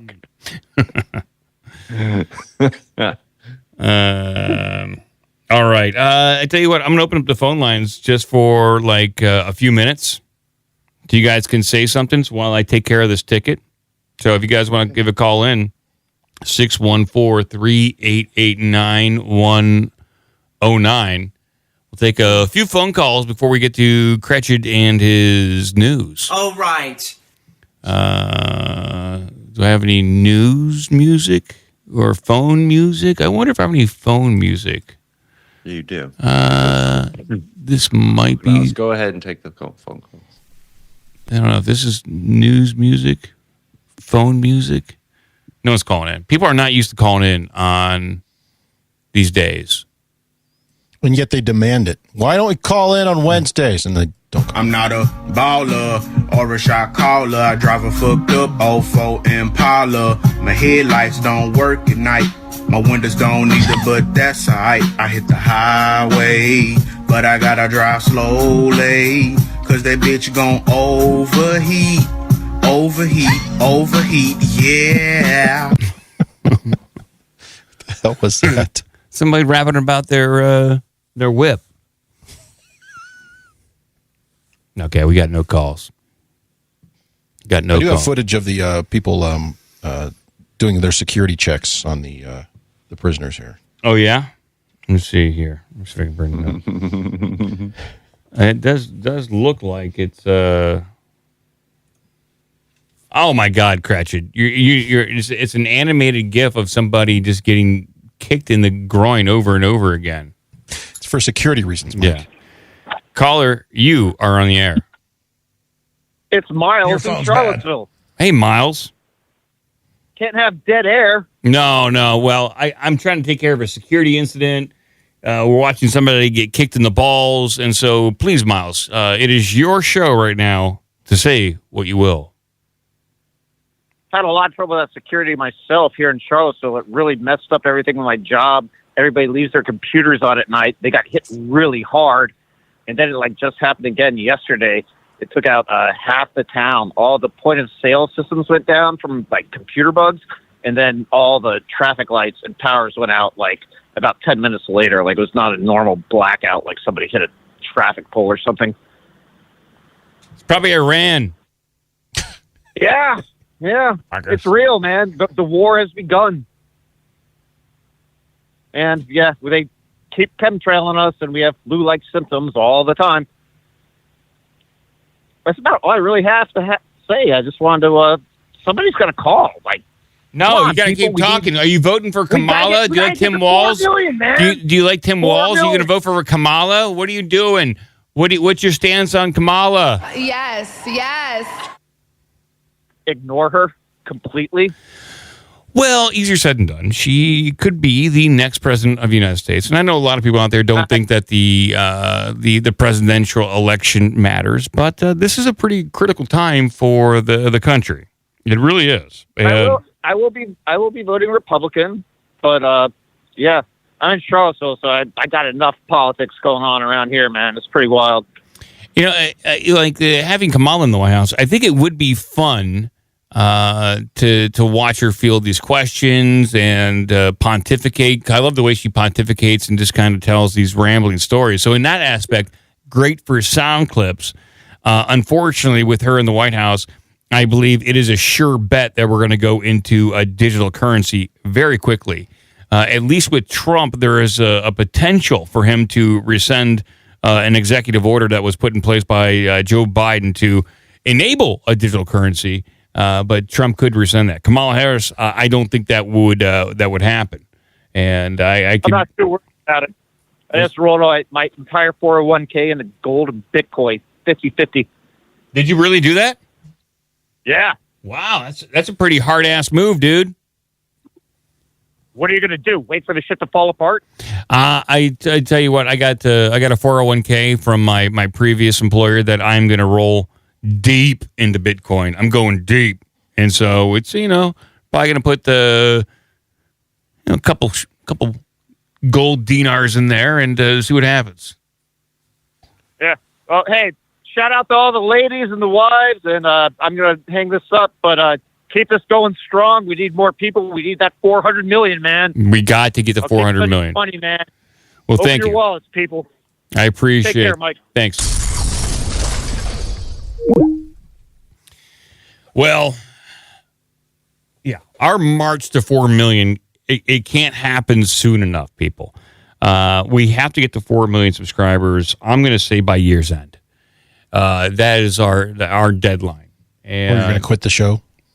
Yeah, I'll shut the show down. And people know this. People know I will do. Maybe I should just quit and shut I the will show do down. Caller, you're on the air. Hey. Hey, I know I'm kind of late on this, but the piss vacuum about NASA from like a month ago. Yeah. Yeah. So I work for the Air Force, and that exists already. They have it in fighter jets, and it's pretty sweet.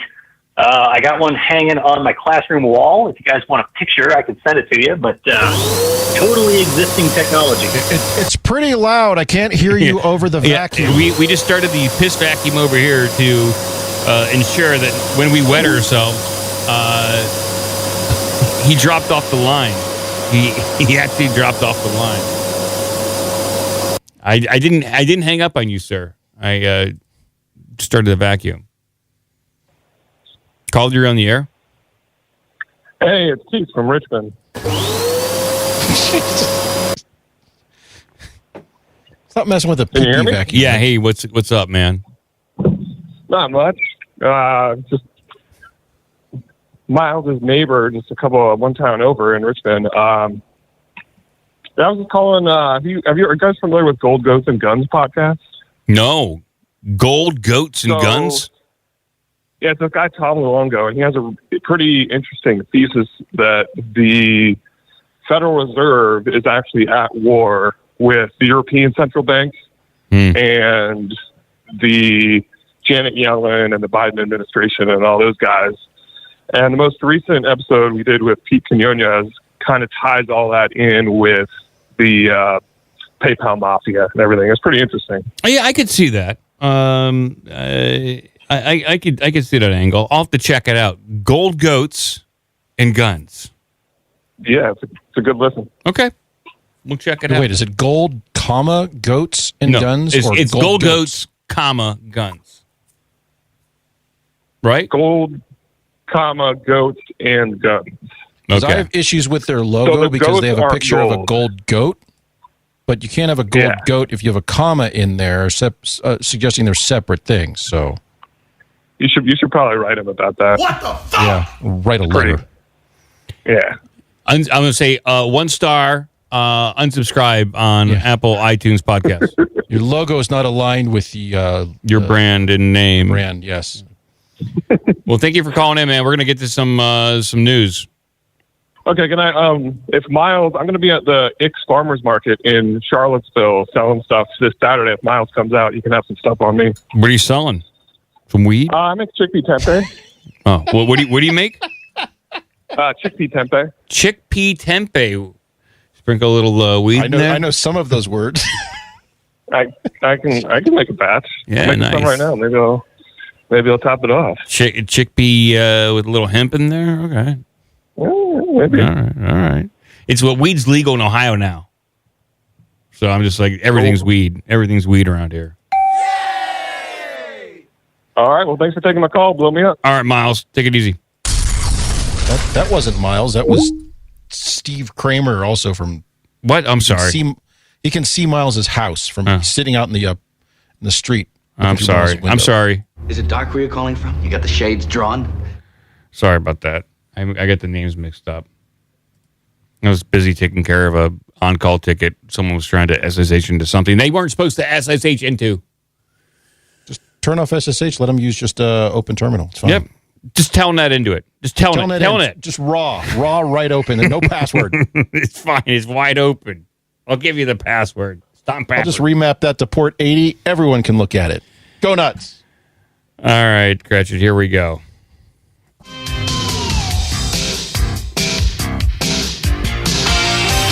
That's why Joe's so hardcore now.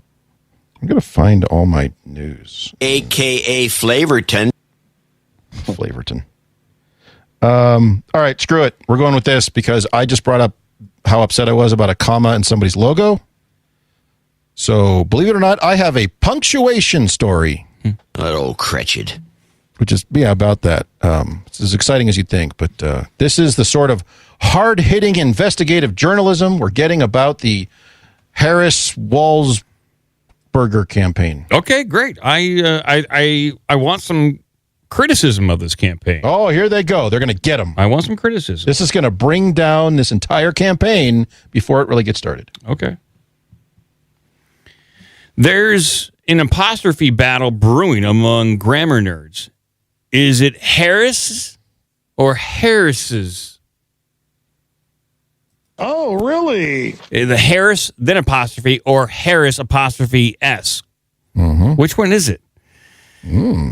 Whatever possessed Vice President Kamala Harris to pick Minnesota Governor Tim Walz as her running mate is it probably wasn't a desire to inflame arguments about apostrophes.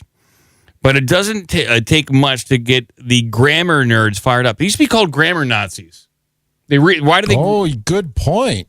I forgot about that. They're no longer grammar Nazis. They're not called grammar nerds, which we should actually file an update with the AP about that because no one called them grammar nerds. Except the person writing this article, grammar nerd. Quote, the lower the stakes, the bigger the fight, said Ron Wolishon, a creative director and digital marketer in California who jumped into the fray in social media less than an hour after Harris selected Walz last week to offer his take on possessive proper nouns. Here we go. This is a big deal. The Associated Press style book says, use only an apostrophe for singular proper names ending in S. Dickens novels, Hercules' labor, Jesus' life. But not everyone agrees. Debate about possessive proper names ending in S started as soon as President Joe Biden cleared the way for Harris to run last month. You mean when they kicked him out? When they basically threatened his life and livelihood and said, you're stepping down, Joe. It's time to step down or step off. I'm pretty sure what you saw there was a soft coup, and yet no one wants to pay attention to it. Yeah. When is the Democratic National Convention? I think it's next week. Okay. That's when we'll see the sparks fly. That's when Joe Biden's going to... About the apostrophe. Oh. Yeah, well, I think Joe Biden's going to come back, and dare I say, in a big way. He's going to come out. He's going to be all fired up. He's going to be jacked up. He's going to be boosted out of his mind, and people are going to be like... Veins bulging. Veiny. The most veiny Biden we've ever seen before. With torches coming out of the woods. And he's going to come back stronger than ever. Okay, how does this end? This is quite a long... They're writing a longer article about the apostrophe. This is hard-hitting investigative journalism. Than on any one of her policies that we don't even know about. If she wins in November, Harris would become the fourth U.S. president with the last name ending in S. And the first... This is a big fucking deal. That is huge. You need to write that down. That's a huge piece of news. That is a huge piece of news, Alex. You're exactly right. And the first since Rutherford B. Hayes, who was elected in 1876, 130 years before the founding of Twitter, and was spared the social media frenzy over apostrophes. Harris is the first nominee with such a tricky last name since 1988, when Democrat Michael Dukakis lost to George H.W. Bush. Wow. Remember Dukakis? Man. Famous, you remember he tanked his campaign when he put on the tanker's helmet and sat in the front of the tank. Looked ridiculous. The guy had a great ass.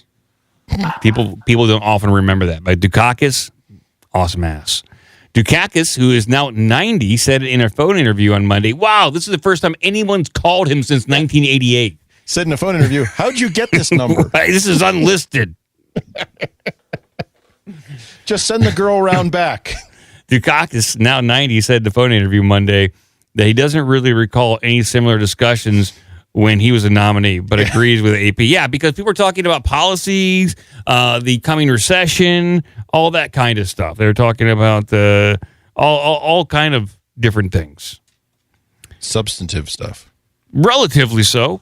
I'm sure there's a bunch of malarkey back then, too. Quote, it sounds like to me it would be S apostrophe, and that's it, he said. And then they hung up on him right away. They didn't want no catch up, like, hey, what have you been doing, Michael? Is your ass still looking that good? Are you keeping in shape? Nothing. It's just he's on the Stairmaster constantly.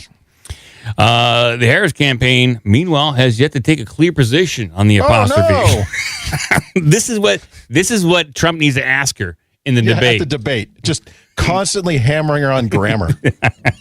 And the apostrophe. What do you think about the Oxford comma? Talk about it. A press release issued Monday by her New Hampshire team touted Harris's positive vision. So Harris, apostrophe S. a day after her national press release wrote Harris, apostrophe, 7th trip to Nevada. So it looks like there's internal conflict in the Harris campaign. No, Mike. That's what we call flip-flopping. Oh, she is a flip-flopper. Yeah. Jesus Christ. Can't even get the apostrophe right. How we expect her to run the country? You know, Putin's going to make fun of her apostrophe usage. There's no way she can run this place. I'm upset by this. Me too. You know, Russians have no problem with apostrophe. This is what the AP, they spent, I guarantee this entire article probably cost them $5,000. It probably cost them $2,000 to get Michael Dukakis on the phone. Get that unlisted number. Had to pay a bunch of people off. They had to send out PIs, private detectives, to track down Dukakis.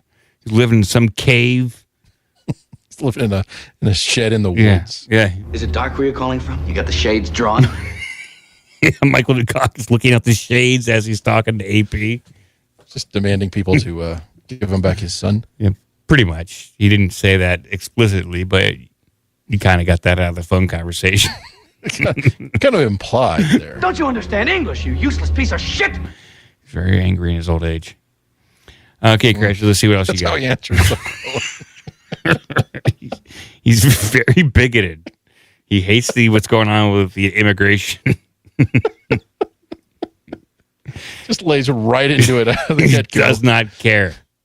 Hello, do you understand English? Dukakis goes hard. He's just hard in the paint. Turned basically into Pat Buchanan.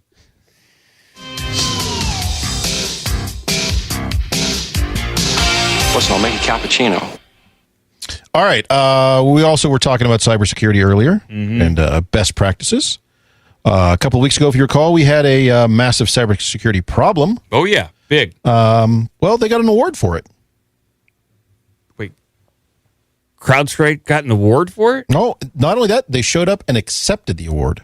Well, okay. Well, maybe this is all in good fun. CrowdStrike accepts award for most epic fail after global IT outage. Oh, really? They're making light of a pretty significant situation, but okay. Let's see what's going on here. Just a few weeks after. Worse. They could be just trying to figure out what sort of apostrophe. Yeah, it's like, that could be. That's the real issue here. Just a few weeks after its software update triggered a global IT meltdown, CrowdStrike isn't shying away from the spotlight. In fact, the company's president, Michael Santonius, even took the stage at the Puny Awards to accept the award for... I believe it's Pony. It's Puny. You can say Pony. Puny Awards to accept the award for the most epic fail. It's just like it's current directory awards. The award took place at DEF CON right after the Black Hat conference, where CrowdStrike had one of the biggest booths, giving out free T-shirts and action figures.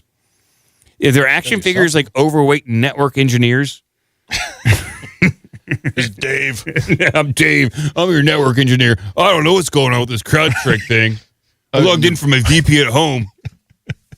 My central console's clear. I don't get a problem. I don't know what's going on.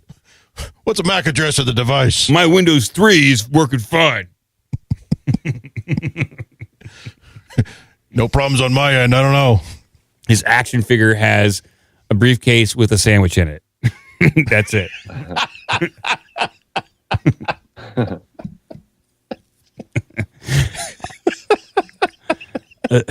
A spokesperson told TechCrunch that the company's message to attendees was one of gratitude and appreciation for the Black Hat community. They're just hoping they don't get sued out of oblivion at this point. There's actually some Twitter video of them accepting the awards. Okay. I wonder if they come out to like music or something like that. They come out big. All right. I think these are too small. I think we need another.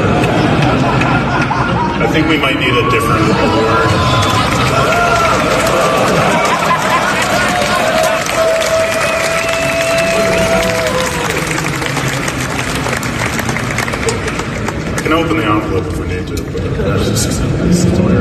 Can I put it down there? Yeah.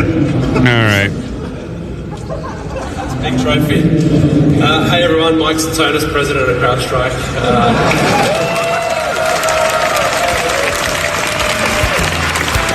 Definitely not the award to be proud of receiving, but I think the team was surprised when I said straight away. I thought you were playing them off already. Yeah, I was trying to. It's horrible audio. All right. Well, let's see here. He said he had been taking the trophy back to CrowdStrike headquarters and displaying it in a prominent place as a reminder that our goal is to protect people, and we got this wrong, and I want to make sure everyone understands these things can't happen. Okay. You know where they're going to put that is like in the second urinal in the men's room. They'll just pee on it. Pretty much. That's what the... I like the no agenda theory. Now, I don't know if they had this. I don't know where I heard this. But the theory is that this outage happened at the request of the United States Pentagon. Like there was some sort of cybersecurity event that was happening, and they needed to shut down all computers at one time. And so they released a bad patch on purpose in order to shut down every computer that had CrowdStrike on it so that the Pentagon could stop everything. And they could use that as cover while they rebooted their own systems, and no one was none the wiser. So they didn't have to make a public announcement that the Pentagon's computers were compromised at all. It was every computer was compromised. And so they used it as a cover. But what about all the people out there, including my company, who does not use ClownStripe? Well, they were fine. Stripe.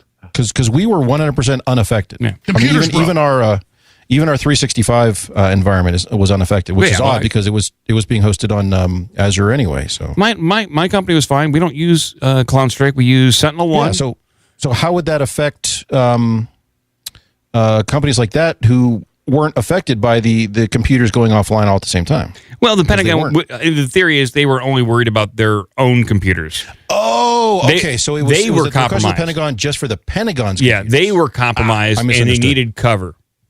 Computers broke. Yep, that was the official response. Yeah, I'll take it. Dave, computers broke. Makes sense. All right, let's see what else you got over there, Cratchit. Good. Sure, it's only a glitch. Oh, let's see. Oh, we got follow-up news. We need to cover our follow-up news. I love follow-up news. This is important. Credit to Boogie for chasing this one down. Thank you, Boogie.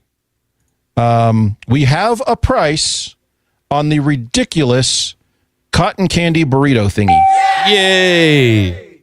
All right, that insane cotton candy concoction was down in Arizona. Arizona, yep. All right, let's see if we can get this up on screen. Well,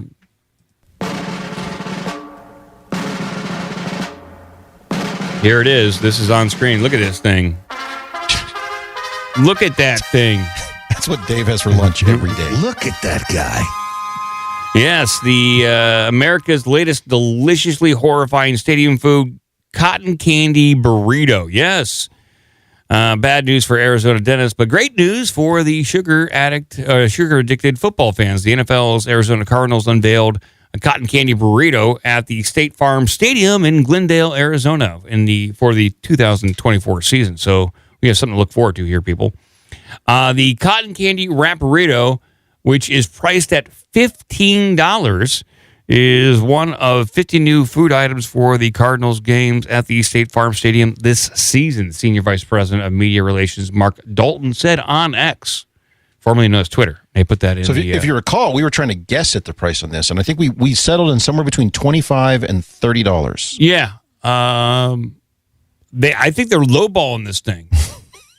I think that $15 too cheap. It's going to turn people away. Yeah, $15, little man. Put that shit right in my hand. It is note, and Boogie pointed this out. If you go down to go down 2 paragraphs that starts with the cotton candy burrito, it points out this is only available at the club level. So not even for the poors who paid only $200 for their seats. You got to be up at the club level to even buy this thing. I gotta get box seats for this. Pretty much. Okay. So that's going to be an additional charge on my Uber Eats delivery. Yeah. Okay. Got to go. It's got to go up to the box seats. Sir, can I see your ticket? I just need a burrito. The cotton candy burrito, along with other new menu items such as jalapeno cheddar dogadilla, will only be available at the club level. Yeah. Fuck all you, the rest of you peons down there. What's a dogadilla? A cheddar dogadilla. I'm guessing it is cheddar cheese with hot dog, like sandwiched between or in between, like where you put like in a quesadilla. So it's like basically a hot Sammy, but with like tortillas. Only available at the club level, people. The rest of you peons down there, you can just eat your foot-long hot dogs and drink your beer. Fuck them. All you get is stuff thrown off the upper level. But fans at any seat can order other creations such as the Flaming Hot Cheeto Chicken Tenders and Meatball Hoagie on a Stick. The menu was curated by the Cardinals and Sports Stadium catering company, Craft Culinary Concepts. Flaming Hot Cheeto Chicken Tenders. Well, these people need to be drone-striked. Oh. But remember, from that the Ohio Supreme Court decision, those chicken tenders could have bones in there. They could have bones, and they probably do. That's where we put all the extra bones. Yeah. Anyone in club seats, guaranteed no bones. If you're not in a club seat, probably bones. To watch out. Extra bones in your... If we don't have bones, just a handful of gravel and ball bearings in there. Just shove those in the burrito, too. No one's going to know. Hard candy. Put gobstoppers and jawbreakers in that burrito, that cotton candy burrito, and just chomp it down, breaking teeth. But go to the club dentist. It's right there. Yeah, they open a dental shop down there, too. For club members only. One burrito and a appointment with the dentist. Oh, boy. I miss Arizona. All right. Do you, though? It's nice during the winter. I'll miss it in December. That's for sure. Let's see what else you got, Cratchit. All right.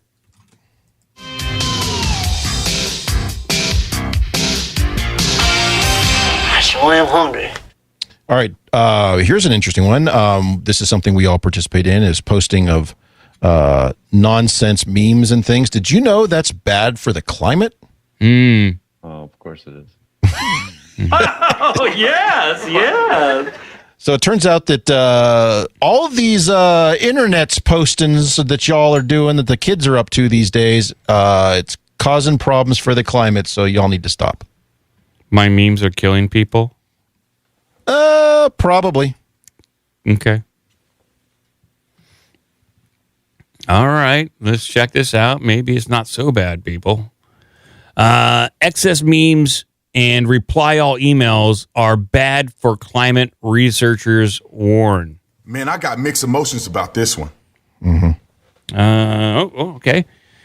When I Can Has Cheeseburger became one of the first internet memes to blow our minds, it's unlikely that anyone worried about how much energy it would use up. But researchers have now found that the vast majority of data stored in the cloud is dark data, meaning that it was once used, it used once, then never visited again. That means that all the memes and jokes and films that we love to share with friends and family from All Your Bases Belong to Us through Ryan Gosling saying, "Hey girl," to Tim Walz with a piglet. How they're trying to make this a meme, and it's not a meme. No one knows Tim Walz is holding a pig. Can you bring up a picture? Well, is he holding a pig? What's he doing with the pig? Well, there's something with Tim Walz and a pig. I don't think we want to see that meme. Well, they're out there somewhere sitting in a data center using up energy. I don't know about that. You know what else is using up energy? This article. By 2030, the National Grid anticipates that data centers will account for just under 6% of UK's total electricity consumption. So tackling junk data is an important part of tackling the climate crisis. Ian Hodgkinson, a professor of strategy at the Loughborough University, has been studying the climate impact of dark data and how it can be reduced. Just offload it on a USB stick. Send all your passwords to me. Quote, it really started a couple of years ago. It was about trying to understand the negative environmental impact of that digital data might have, he said. And that and at the top, it might be quite an easy question to answer, but as it turns out, actually, it's a whole lot more complex. And absolutely, data does have a negative impact on the environment. Oh, there's Tim right there holding a pig.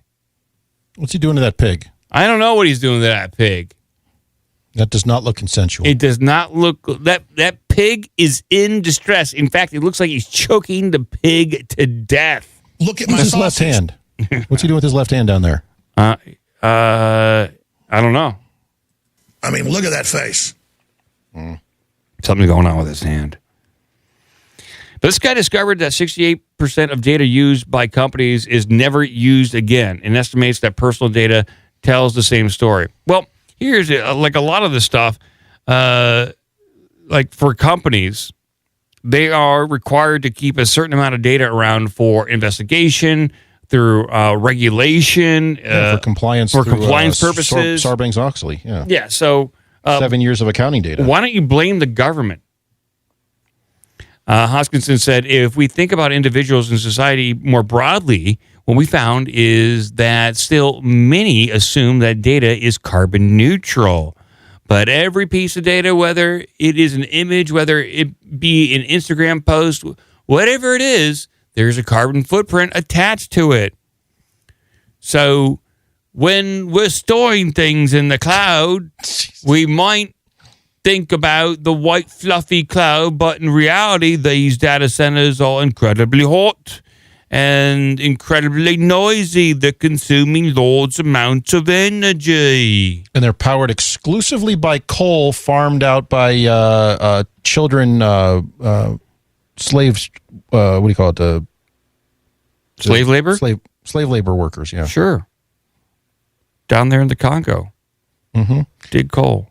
You dig up that coal for our data center. I need to post this meme again.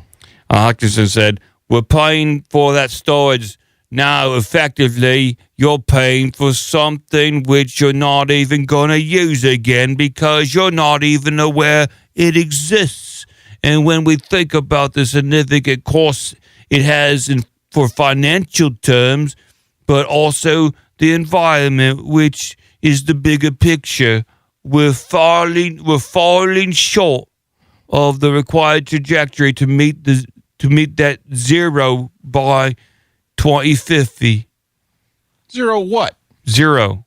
To meet that zero. I guess zero carbon. You just said to meet that zero. No, that guy should start by offing himself. Well, I would. Solutions start at home. That is correct.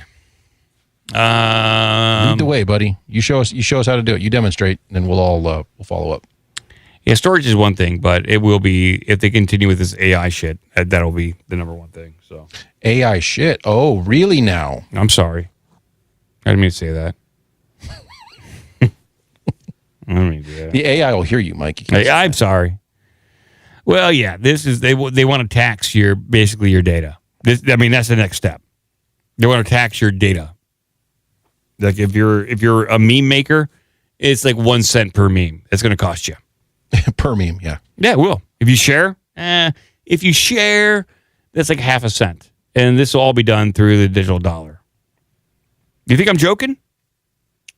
No, I'm not. What if you had to buy stamps, like physical stamps, and mail them in? I got to mail my memes now? One meme, please.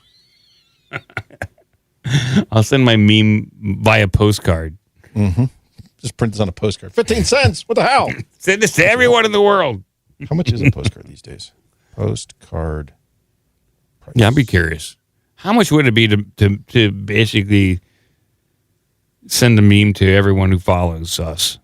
56 cents per postcard. How am I going to mail it to everyone in the world? Well, we know how many. It's 4 million. Yeah. It's going to cost you $2.2 million, something like that. Yeah. $2.2 million to send it to everyone in the world? No, just to the 4 million people. Oh, the 4 million people who are going to subscribe to this show. who are fans of OBDM. But I want to send it to everyone in the world. I want people in China to have what my about memes. the guy who doesn't have the internets? That's why he's getting my postcard to enjoy my memes. Okay, so how does he know who you are then? Because he got a postcard for me. All right. Well, that's a lot of. How much is it? That's a lot of mailing out. How much? Well, what? 7 billion people now? How many 8 billion people. 8? Well, I don't know. Then that's 9 billion. 240. So it's about $4 billion, right? $4.5 billion. $4 billion to mail memes to everyone. It's 56 cents a piece. You can do that Okay. math pretty quick. Let's do it. Okay. I mean, I got that on me, but I'm not sure I really want to do it. It's a hell of a mailing campaign. Mm-hmm. I'm going to lick each stamp myself. I'll sign each one. Sitting out there at a folding table in front of the mailbox. Thanks forever. I got to sign 8 billion postcards just so I can send out a cat dangling off a dresser saying, hang in there. Hang in there, buddy. It wasn't even a good meme. I don't even think that's considered a meme. Hang in there. See if I can find that one. That's not the one, but I mean, here's this one, but it's not the one you're talking about. Yeah, I just was reading the chat. You tell me the post office wouldn't give me bulk rates for that? I bet I get bulk postage right, for find out how much. 8 billion. You want to call them and ask them? Yeah. In fact, I do. Well, you could also send out media mail, which is generally even cheaper. This has got to go priority. Oh. Priority what? Priority registered, signature verified. I don't want my memes going stale, so they got to get there as soon as possible before they fall out of vogue. Rate calculator. Here we go. All right. There we go. Rate calculator. What? Oh, it's the API for it. I want the API. I want to actually use the rate calculator. I need priority postcards. Let me ask ChatGPT. Where can I find the rate calculator? I'm asking ChatGPT. I'm asking ChatGPT right now. Postage rates. Doing this live, people. This is riveting. Yeah, no, this is it. This is what we're doing. Don't stop till we figure this out. Send a postcard of a cat meme to everyone in the world.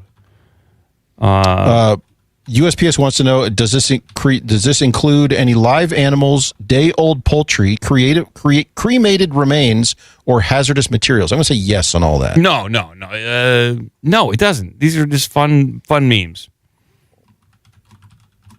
Where's the bulk rate? Damn it! Quantity. All right, there it is. 8. I don't think it's going to work, but we'll try it. I'm asking 8 billion. Calculate. Oh, it did. Nice calculator. What'd you get? Oh, it didn't give me bulk rates. You fuckers. So I'm sending this priority mail. This just gave me retail for first class. You want first class mail stamped? So they're basically charging me $2 per postcard for priority. And so depending on, because I'm sending overseas, so we're estimating here, me and ChatGPT. It looks like this could cost me almost $16 billion per meme I want to send out priority to the global population. Let's do it. I think if you use bulk media mail, it'll be cheaper. It says just beyond cost, the logistics of printing, addressing, and mailing 8 billion postcards would be incredibly complex, likely requiring coordination with Postal Service globally, large-scale printing operations, and more. Yeah, I agree. This is going to have to be a government operation. This is like the next Manhattan Project. If you're going international, it's going to be $11 per first 1,000 pieces in addition. I'm hoping to get, I'm hoping I can do so much bulk mailing, the rates just drop to basically nothing. You know what I'm saying? At a certain point, Mike, it's probably cheaper for you to buy your own aircraft to fly these things around. You just drop them from the plane? Yeah, why not? Okay. You hire a couple of pilots, just tell them to fly around dropping these things like Santa Claus. Kind of like mail. Everyone likes to get a little piece of mail. Like to see the guy walking down the street. Here comes Mike's latest memes. Here's a fresh meme hot off the presses 3 weeks ago. Then you can talk about it with your neighbors. Like, oh, did you get that Mike meme? Oh, Oh, let's go good. Well, to that point, wouldn't you want to send a variety so they could stand around and exchange the paper memes and talk about them? I see. Like they say, I got the cat dangling off the dresser. You got the guy shoving a glass up his ass. Well, that's a different one. I'll trade you. Let me see that one. You got got a picture keep that? of 2 girls, 1 cup. That's a great meme. Oh God. All right, well, I think we solved the problems here. This is how we get to. I think we made a problem. Is what we did. This is how we get to 4 million. No, I think at a certain point, it's cheaper for you to open your own freight company and do it that way. Buy a railroad. Yeah, do it by rail. There you go. Resurrect the Pony Express. There we go. Okay. Well, I'll consider all this. Hand delivered means by pony. They have to swim it. Takes forever. I lost ChatGPT. I want to do this by Pony Express. How long would it take? do this by Pony Express. How long would this take? Using the Pony Express as a method delivery of postcards to every person in the world is an even more ambitious and fantastical idea. Fantastical or fantastic? I'm sorry. It's a fascinating idea. Oh. The original Pony Express in the United States operated from 1860 to 1861. Less than 6 months, yeah. What, really? That's it? Mm-hmm. Let's see here. Let's see. With Pony Express covering 50 miles a day, and so it would take the Pony Express almost 3 years to do this. Those means are going to expire. This doesn't account for stops, delays, or time needed to deliver postcards. Well, no stopping, no bathroom breaks, no food. This is critical. Yeah. Keep in mind, the whole conceit of the Pony Express was they had stations set up like every 25 miles. Mm-hmm. So that's how they were able to go so fast, was they'd go all out on the next, jump on a fresh horse and just gallop. So you have to set up that infrastructure for the entire planet first. I think it's easier to use ballistic missiles at this point to deliver them. There you go. Yeah, intercontinental ballistic missiles. So. Yeah, an intercontinental ballistic missile on re-entry is going to be going like 20,000 miles an hour. So. And then it's like cluster meme. We have we cluster meme everyone to get this out there. Blow up. Oh God. And you'll find out that you screwed up your code, and they're all going to some one village in Moldova, and they're like, "Stop!" Getting annihilated by cat memes down here. Just thousands of postcards every hour. Yeah, I gotta get them out there. There's another one. There's another Mike meme going out there, right there. That's a lot of memes. Hell with you, Putin. Here comes my meme. All right, I think we gotta get out of here. I think Joe's tired. I'm tired. No, I just am like, we're never getting to 4 million if this is what we're fucking talking about. Well, but if we do, they're all going to get a postcard. It's honestly like it's staggeringly boring. I mean, maybe I'm the wrong audience because I do the show. Well, I appreciate your critique. How long you did that? I appreciate your critique, and we haven't done that for a while, and we'll never do it again. We'll never do these in-depth discussions about useless shit. Intercontinental ballistic missile delivered memes. There's your show word, by the way. I will see if I can do that. Or the guy with the action figure with the sandwich in his briefcase. I'm going to try to get COVID again. Sorry, Joe. Joe, you see what happens to the show when you're not here for a couple of weeks? This is not good. You're never getting to 4 million if that's how you're going to behave. It certainly isn't our best foot forward, that's for sure. But we're close. We're at 3.9. I got to wait for that last couple. Yeah, I think get there. I just think,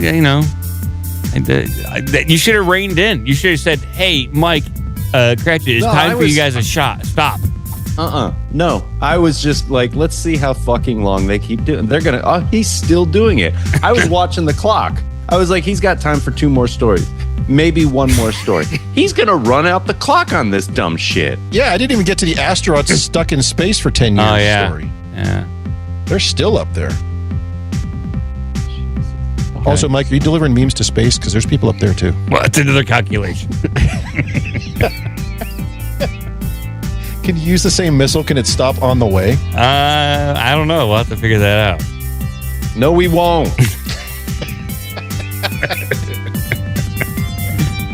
Well, we're already sending up missiles. And so... No, we're not.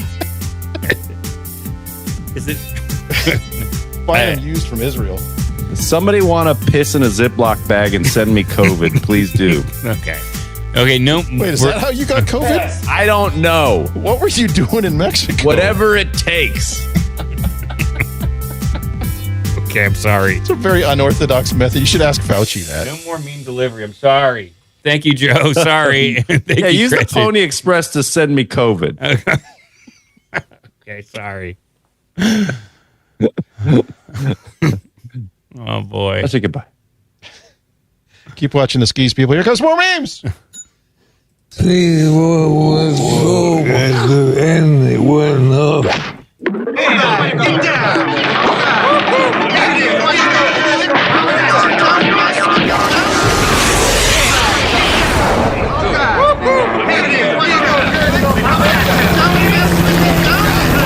You will become one with the ball.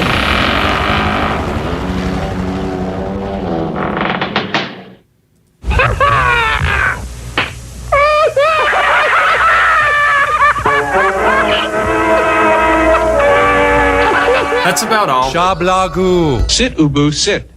Good dog. Well, thank you, everyone. Let's conclude and onward.